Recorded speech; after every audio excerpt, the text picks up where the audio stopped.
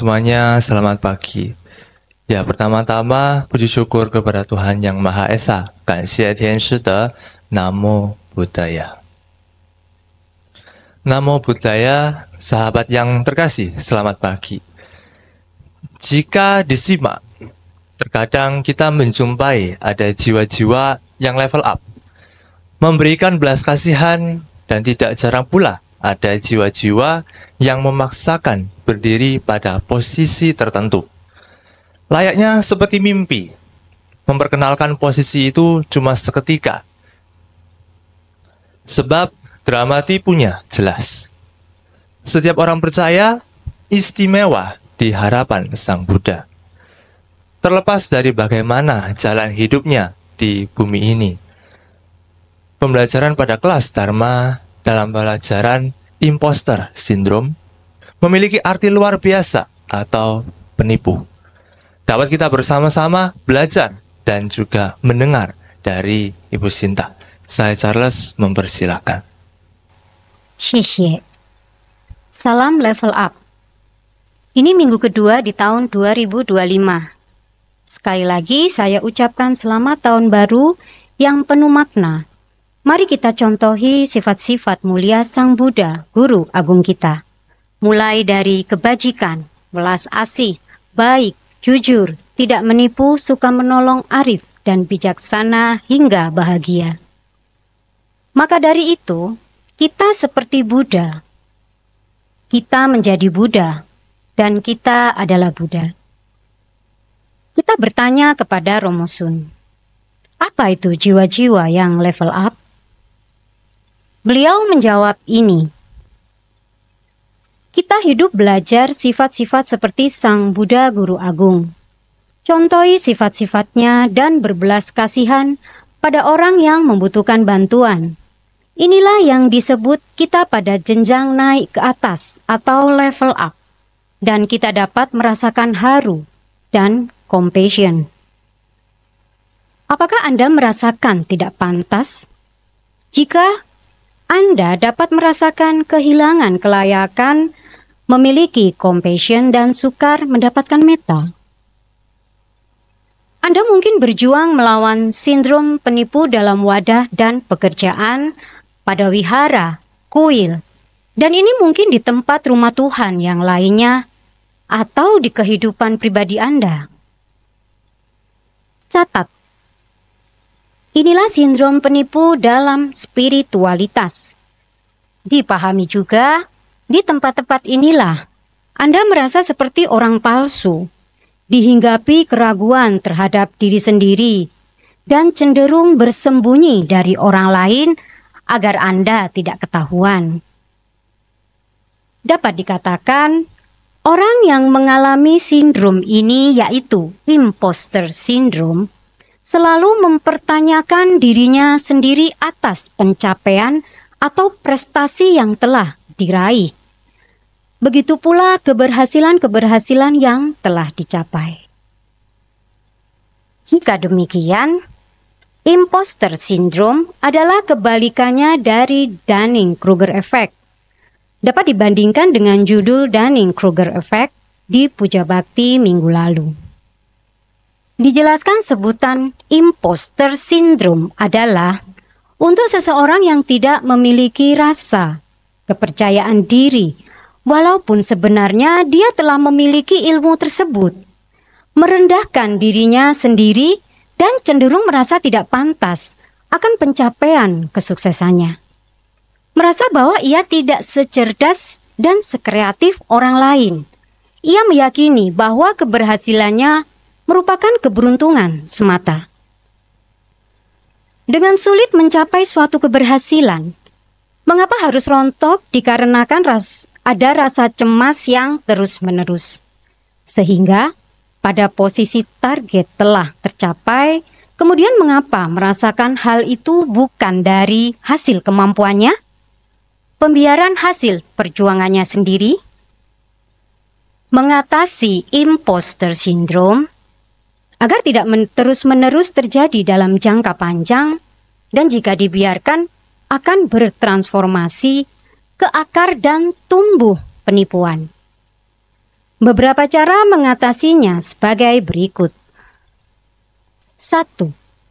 How to change your mindset. Menata ulang pola pikir.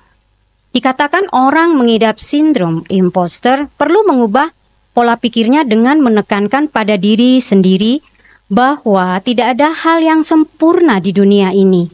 Alih-alih mengejar hasil yang sempurna, tetaplah fokus pada prosesnya dalam menghasilkan sesuatu secara optimal sesuai dengan kemampuan diri sendiri. 2. Communicate dan share with trusted people. Komunikasi dan ceritakan kepada orang terpercaya. Jika hanya dipendam dalam diri sendiri, akan terjadi loneliness.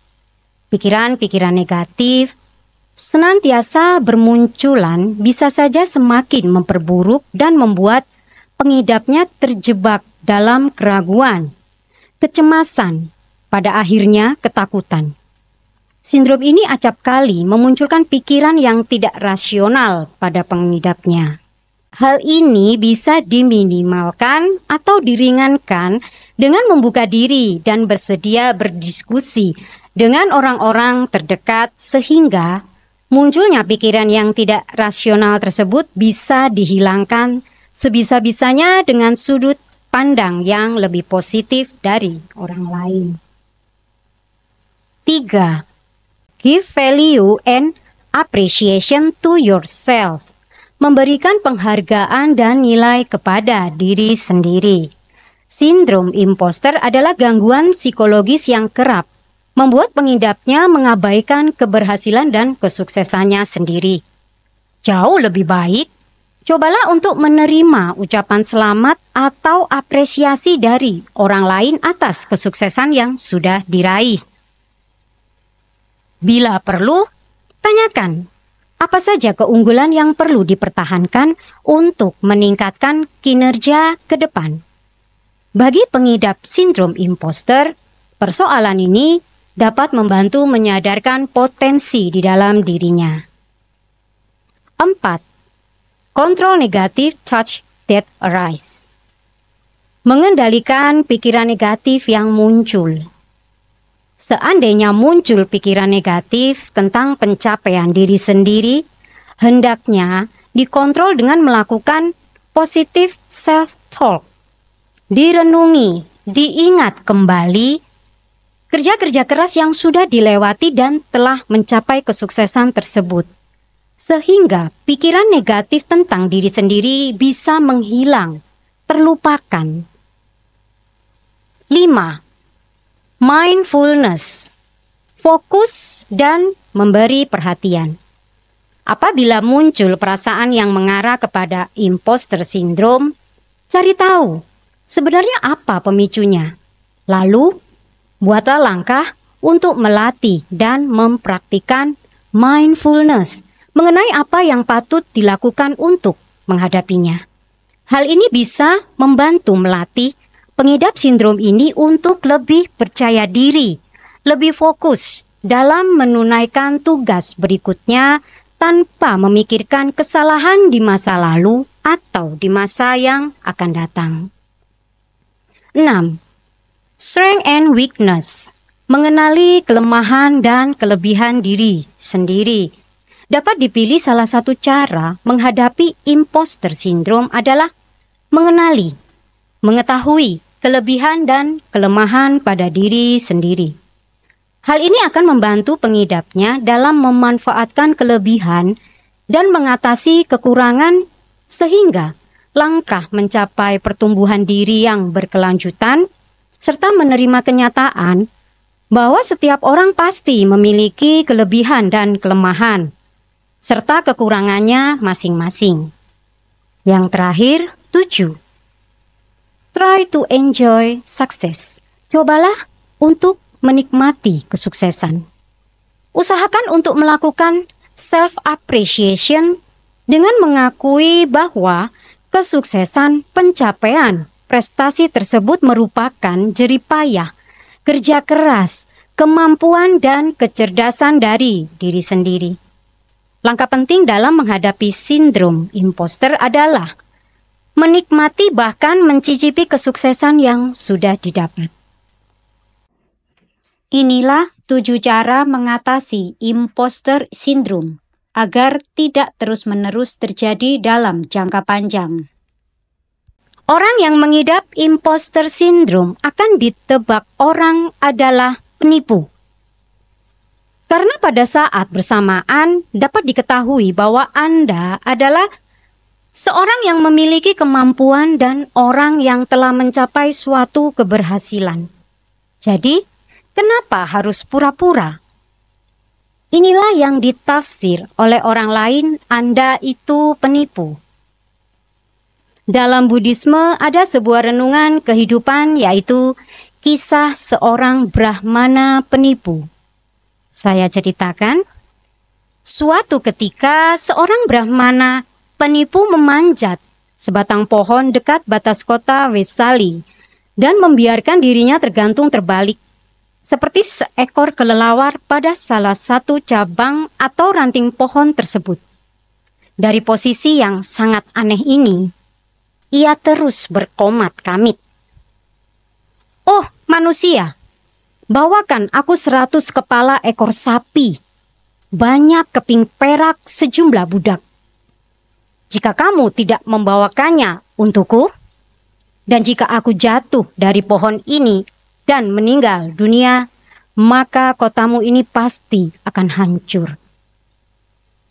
Orang-orang kota tersebut karena takut bahwa kotanya akan hancur jika Brahmana tersebut jatuh dan meninggal dunia, membawakan semua yang dimintanya dan memohon dengan sangat padanya untuk turun. Para biku yang mendengar kejadian itu memberitahu Sang Buddha, dan Sang Buddha menjawab bahwa seorang penipu hanya dapat memperdayai orang-orang bodoh, tetapi bukan orang-orang yang bijaksana. Kemudian Sang Buddha membabarkan syair 394 sebagai berikut.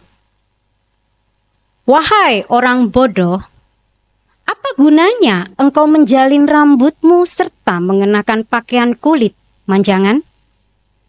Engkau hanya membersihkan bagian luarmu, tapi hatimu masih penuh dengan kekotoran.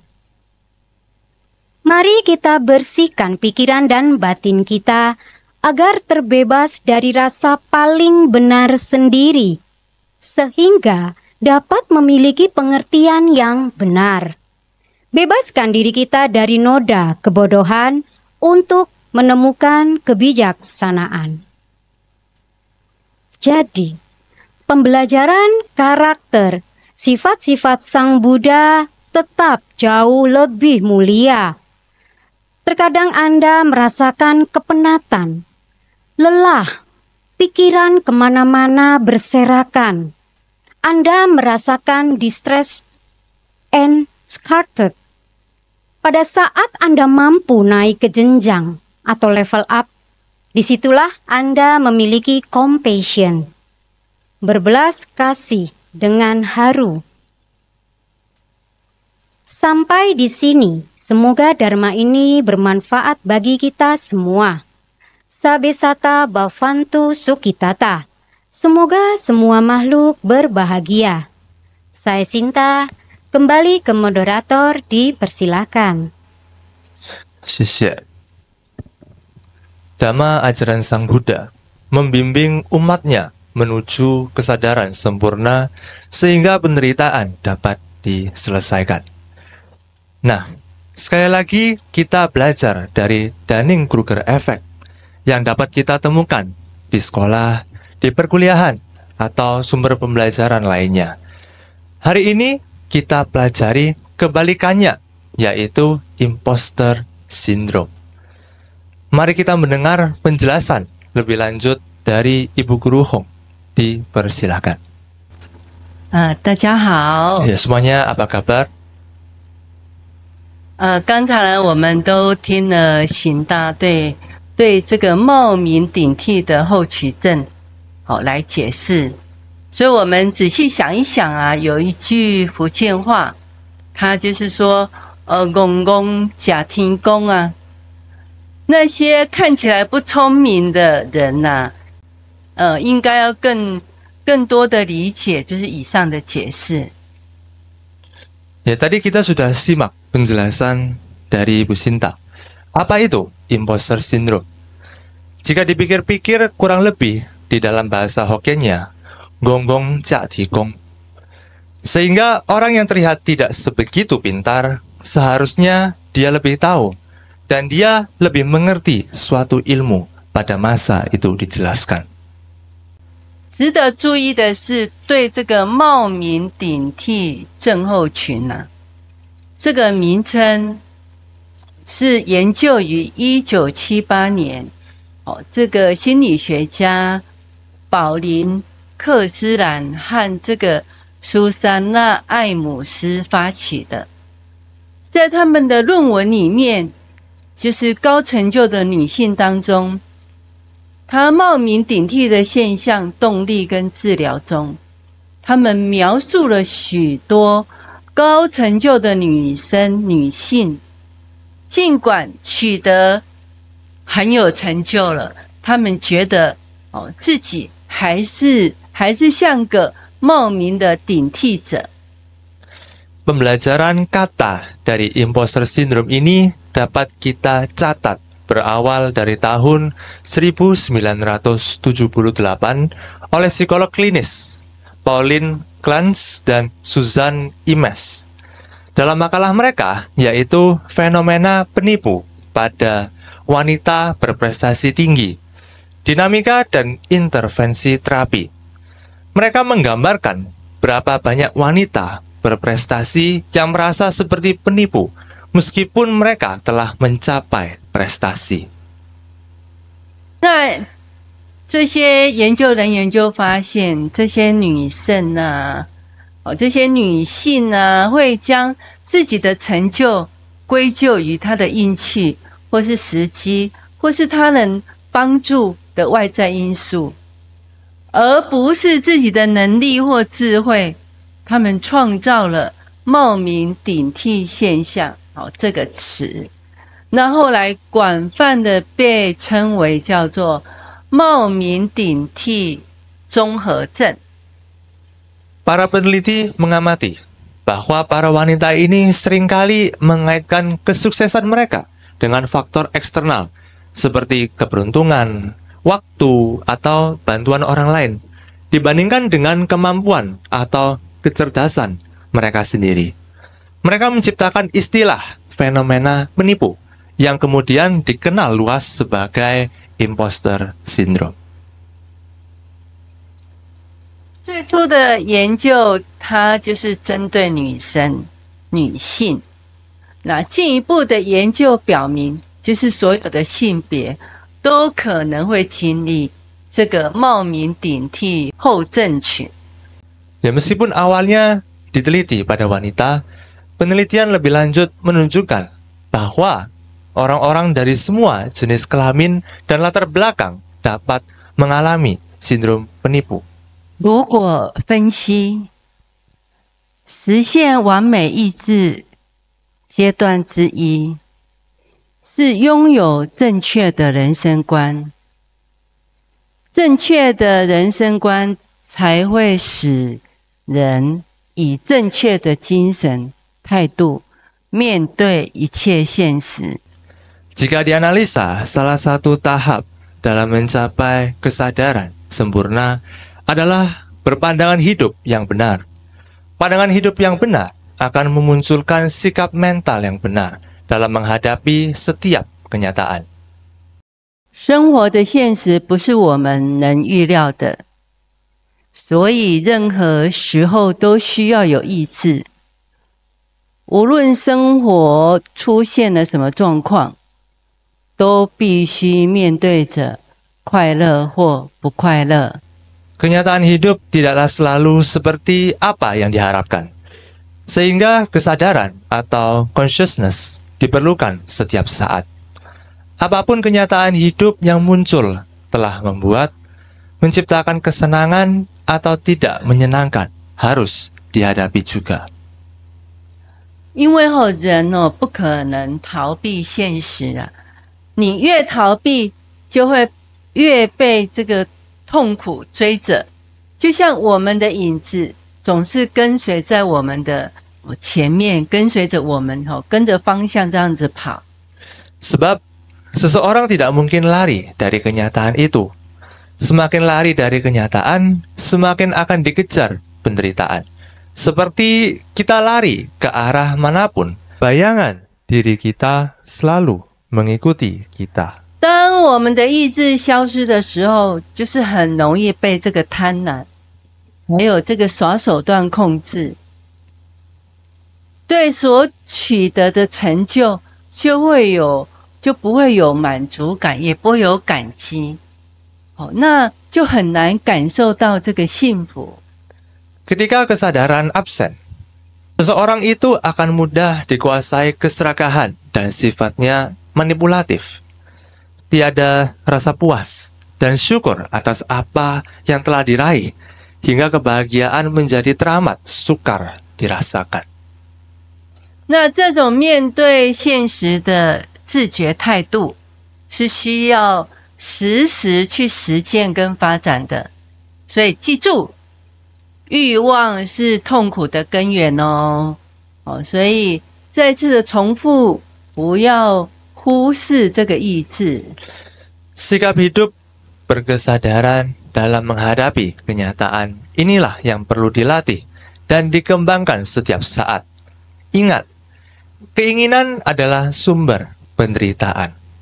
Maka dari itu, kita ulangi lagi, jangan mengabsenkan kesadaran. 所以啊，佛陀啊，他一定是公平的，他看到这一切，你应该得的就拿去吧，应该归还的就归还吧。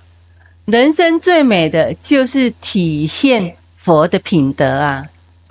Buddha pasti melihat ini semuanya. Apa yang Anda pantas ambil, ambillah. Dan apa yang harus Anda kembalikan, kembalikanlah. Kita yang hidup terindah adalah mencontoh sifat-sifat Buddha. 这个就是佛教徒常常说的更准确的说是欲望得不到你需要，就是得不到满足，就是痛苦。这是为什么？ Demikianlah yang sering menjadi perbincangan dari umat Buddha. Lebih tepatnya, keinginan yang tidak tercapai adalah penderitaan. Mengapa demikian? 我们现在来听一个故事，让我们更了解。 Ya, mari kita dengar cerita inspiratif ini supaya kita dapat lebih mengerti. 就是有一天呢，就下着毛毛雨啊，就是有两个朋友，他们一个叫菩提，一个叫阿利，他们就是要去班德雷根的摊位。 Hari itu gerimis. Kedua sahabat itu kita namain panggilannya si Bodhi dan si Ali. Hendak ke warung Bandrek untuk mencari minum. 那我来介绍一下这个班德雷克的饮料啊，它就是姜啦、肉桂啦、丁香啦、红糖啦、板浪啦、胡椒，就是很多很多的香料，它配合而成，它做出来的一种热饮料。 Ya, sekilas saya jelaskan apa itu minuman Bandrek. Adalah minuman yang diproses dan dimodifikasi lagi menjadi resep dan diracik dari berbagai jenis rempah seperti jahe, kayu manis, cengkeh, gula merah, daun pandan, hingga merica. Disajikan dalam bentuk minuman yang hangat dan panas. 所以是啊，看起来就是多多少少就是像那个姜汁的饮料啦。 Ya, jadi ya kurang lebih seperti ronde atau minuman wedang jahe lah. 那时候就是这两个人就跑啊，就是跑到这个跑步的时候，就看到这个卖榴莲的旁边卖榴莲的这个街头小贩啊，哇，那这个榴莲呢就倒下来了，那有一些榴莲就滚到这个路上了。那一位骑摩托车的骑士啊，他看见了，可是他都不踩啊，不理不睬就走了。Sedikit berlari pada saat itu, kita melihat penjual durian di tepi jalan alias kaki lima. Tumpukan duriannya terjatuh. Sebagian bergelinding sampai ke jalan karena tersenggol oleh seseorang pengendara sepeda motor. Dan orang itu pergi begitu saja. 那让人感到奇怪的就是说，没有人去关心这个街头的小贩。那卖的人呢，这个卖榴莲的人呢，他也只坐在那个地方。所以这两个人跑步跑到这边的时候就迟了一下，把他们行程就稍微退一下。Yang herannya kok tidak ada yang peduli dan si penjual pun terlihat hanya duduk saja. Kedua sahabat itu menunda sebentar ke warung bandrek sebagai tujuan awalnya. 那他们就赶快把这个滚到这个路上的榴莲赶快捡啊，把它放回这个原位里，放回这个原位。Ya, bergegas menyusun kembali durian yang jatuh gelinding ke jalan itu, menyusun kembali pada asal tumpukannya. 那这个他们排好这个榴莲呢，这个菩提就去找这个卖榴莲的人，就告诉这个人呢，他说那些滚到这个路上的榴莲呢，我们已经把它放回原来的地方了。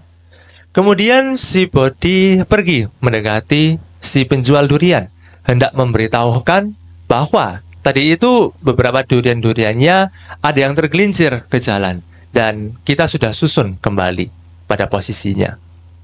那看见这个菩提跟这个老妇人正在交谈，哇，原来啊，这个坐在这个榴莲摊位的老妇人呢，她的眼睛啊模糊了，看不清楚了。Ya, ternyata si penjual durian yang duduk itu adalah seorang ibu tua dan matanya pun sudah kabur. Terlihat si Bodhi dan si ibu itu sedang berbicara.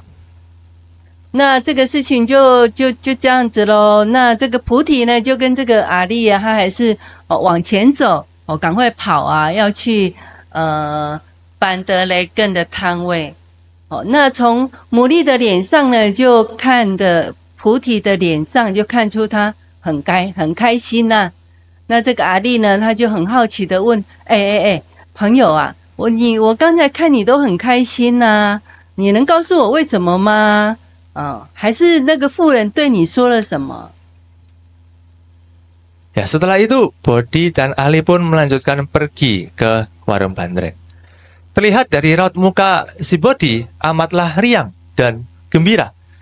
Penasaranlah si Ali dan berkata, "Hei, sahabat, dari tadi saya melihat kamu betapa riangnya, betapa gembiranya. Dapatkah kamu menceritakan sesuatu? Kenapa? Ada apa? Oh ya, apa yang dikatakan oleh ibu tua tadi?"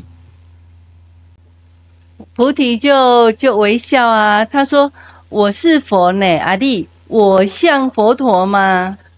Ya, si Bodhi pun sambil tersenyum mengatakan, "Saya itu Buddha." Ali, apakah saya ini sudah terlihat seperti Buddha? 阿弟就愣了一下Ya, si Ali itu heran sejenak. 其实，在美兰呐，这个路上，这个街头的小贩呐，他们都是会讲台语、讲闽南话的。所以那时候啊，那个卖榴莲的老妇人呢，她就叫我不皱。Ya, di kota Medan memang banyak pedagang kaki lima yang bisa berbahasa Hokkien. Jadi pada saat itu si ibu penjual durian tersebut memanggil saya Huzo atau Fozu, Buddha.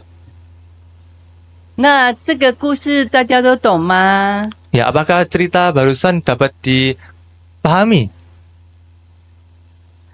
那这个故事的传达的讯息就是要交代我们。Ya, cerita ini tentu saja memberi pesan untuk kita.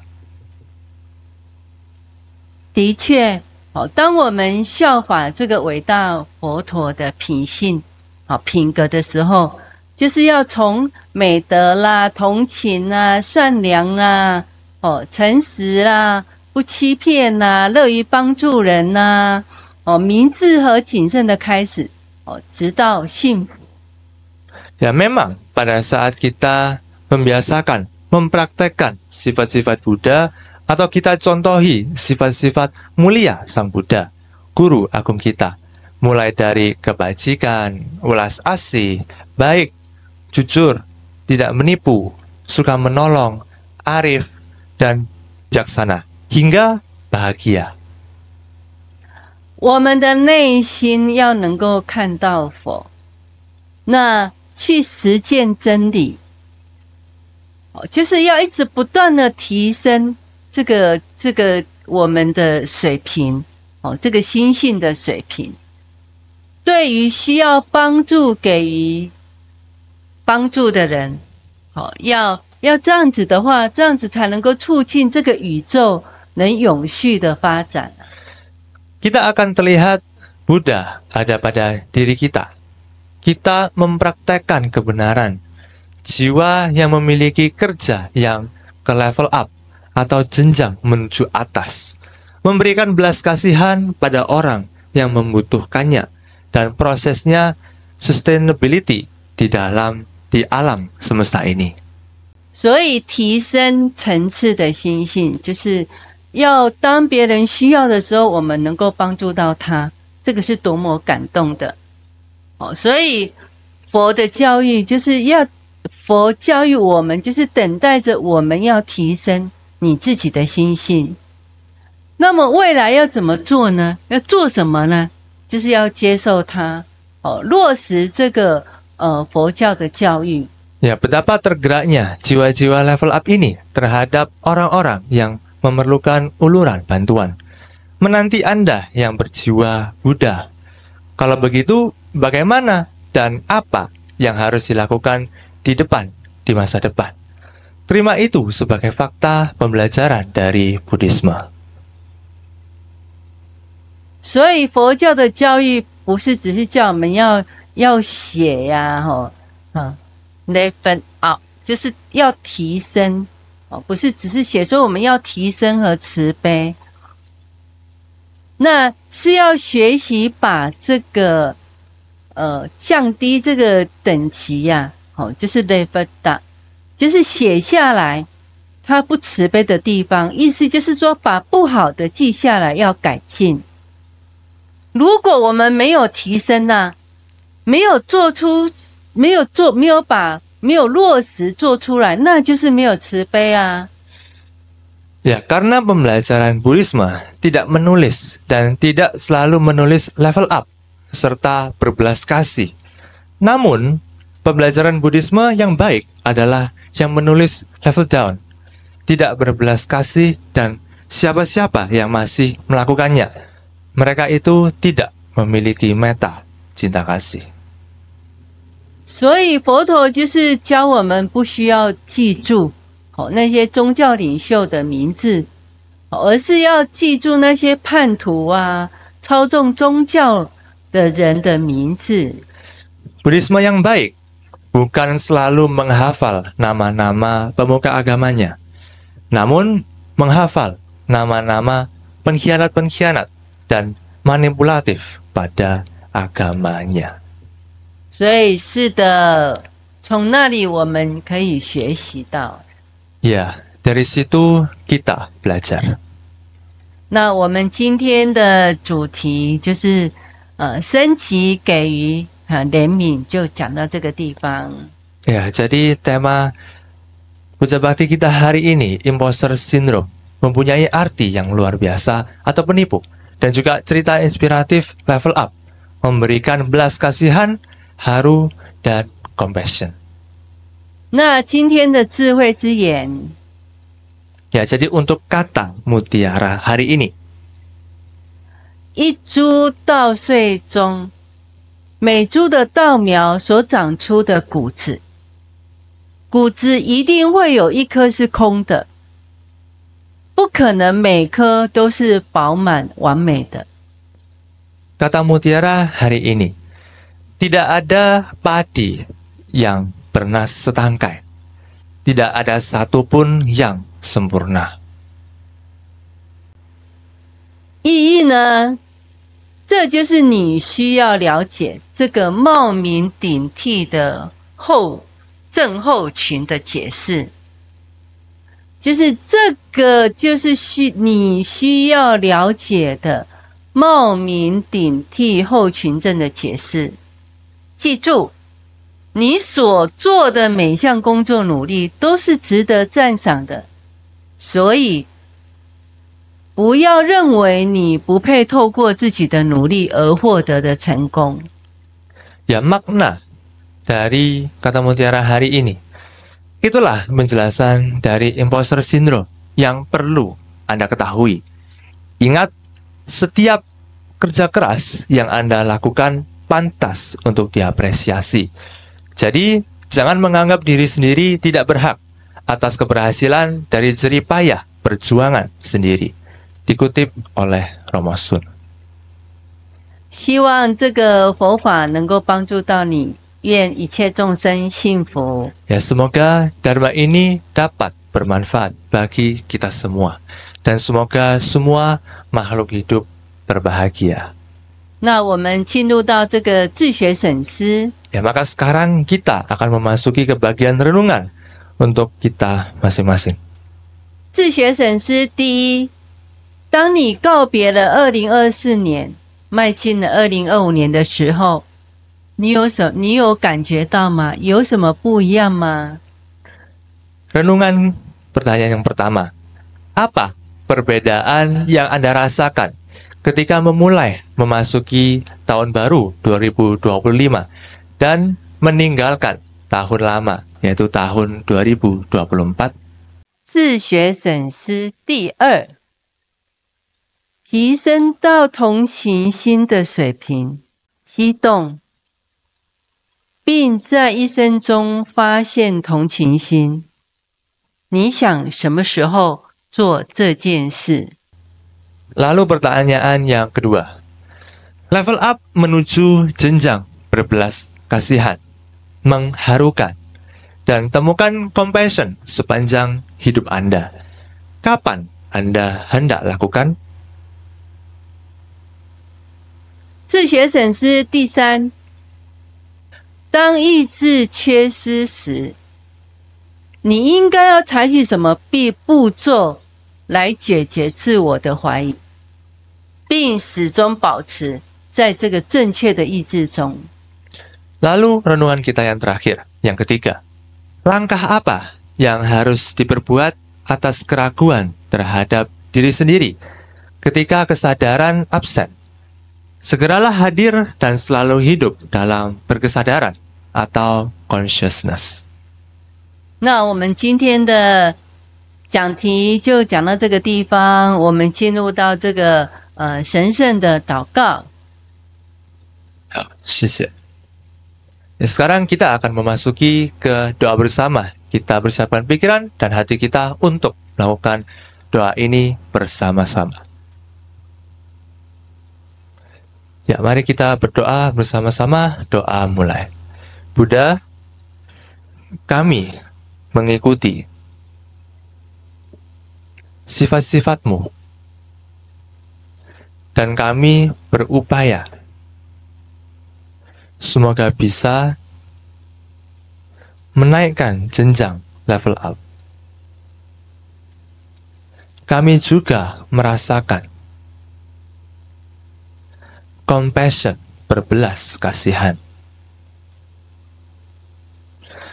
Terpujilah Sang Guru Maha Agung,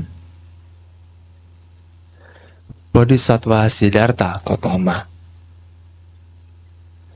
Namo Benshi释迦牟尼佛. Puji syukur kepada Tuhan Yang Maha Esa. 感谢天师德。阿弥陀佛。Ya, sebelum kita mengakhiri puja bakti kita hari ini, mari kita bersama-sama membacakan sabda syair kearifan hari ini yang diambil dari Dhammapada 394. Sebelum itu, mari kita bersama-sama mendengarkan untuk versi Mandarinnya yang akan dibacakan oleh Ibu Guru Hong. Dipersilakan. 我们来学习智慧诗法句经394。愚痴的人，你戴法节有何用？你穿皮衣有何用？你只是外表清净而已，内心里却充满是整片的玉林。 Ya, sekarang mari kita bersama-sama membacakan untuk yang versi Indonesianya. Ya, mari kita bacakan bersama-sama dari Dhammapada 394. 1, 2, 3. Wahai orang bodoh, apa gunanya engkau menjalin rambutmu serta mengenakan pakaian kulit menjangan? Engkau hanya membersihkan bagian luarmu, tapi hatimu masih penuh dengan kekotoran. 不要错过每一周的学习哦，我们都能够沐浴在佛陀的智慧当中所以下周日见。 Ya, coba lagi di minggu depan, jangan lewatkan episode atau pertemuan selanjutnya supaya kita terus diberikan siraman rohani Buddha. 好，那以上祝福各位家人平安健康， Ya, mendoakan semuanya dalam keadaan yang baik dan sehat selalu. 学习愉快。 Belajar dengan penuh bahagia. 好，以上。 Ye